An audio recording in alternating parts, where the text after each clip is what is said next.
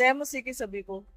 Palm Sunday खजूर का इतवार भी कहलाता है और खजूर का बहुत महत्व जुड़ा हुआ है इस दिन से।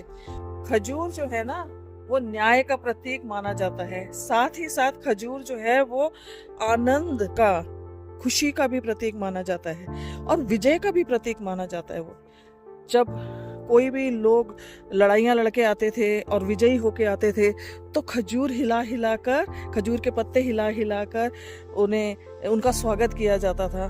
और जब पाम संडे के दिन प्रभु यीशु मसीह विजय प्रवेश करते हैं यरूशलेम के अंदर, तो आपको याद होगा कि लोग बाग जो थे वो पाम के पत्तों से और अपने कपड़ों को बिछा बिछा कर प्रभु यीशु मसीह के लिए उनका स्वागत करते हैं, होशन्ना होशन्ना बोलते हैं। और प्रभु यीशु मसीह जो हैं वो क्रूस की तरफ जा रहे थे।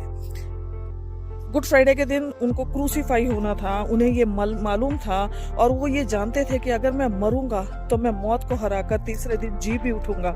और इसी वजह से अनजाने में लोगों ने उस विजय का प्रतीक जो है वो खजूर उस दिन उनके आगे डाले।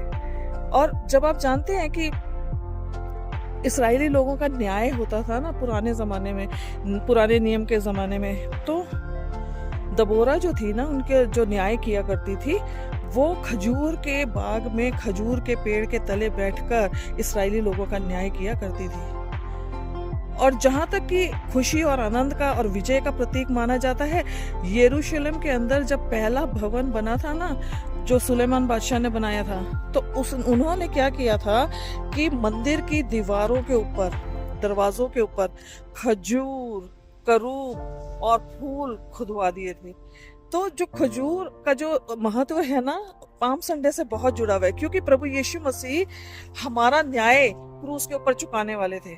हम लोग जो पाप और मृत्यु के बंधनों में बंधे हुए थे ना, प्रभु यीशु मसीह हमारे सारे गुनाहों को अपने ऊपर लेकर क्रूस पर क्रूसीफाई हुए। उन्होंने अपनी जान दी, अपना लहू बहा दिया, ताकि आपकी और मेरी छुड़ौती हो सके पाप और मृत्यु से। हमें उसके बंधनों से उन्होंने आजाद किया, ताकि हम अनंत काल के लिए अनंत जीवन पाके, उद्धार पाके उनके साथ हमेशा रह सके। तो प्रभु यीशु मसीह ने वहाँ न्याय का भी काम करा। और जब हम इतना बड़ा, हमारे साथ एक खुशनुमा कार्य होने वाला था कि हमें हमेशा के लिए पाप और मृत्यु के बंधनों से आज़ादी मिलने वाली थी, अनजाने में लोगों ने उनका स्वागत पहले ही करा, और वो भी खजूर के पत्तों के साथ। तो आप देख रहे हैं कि न्याय तो न्याय हुआ, खुशी का, आनंद का भी प्रतीक हुआ और विजय का भी प्रतीक हो गया। और ये खजूर का इतवार, इसीलिए खजूर का इतवार शायद कहलाता है। प्रभु यीशु मसीह के नाम में आप सभी को बहुत आशीष। जय मसीह।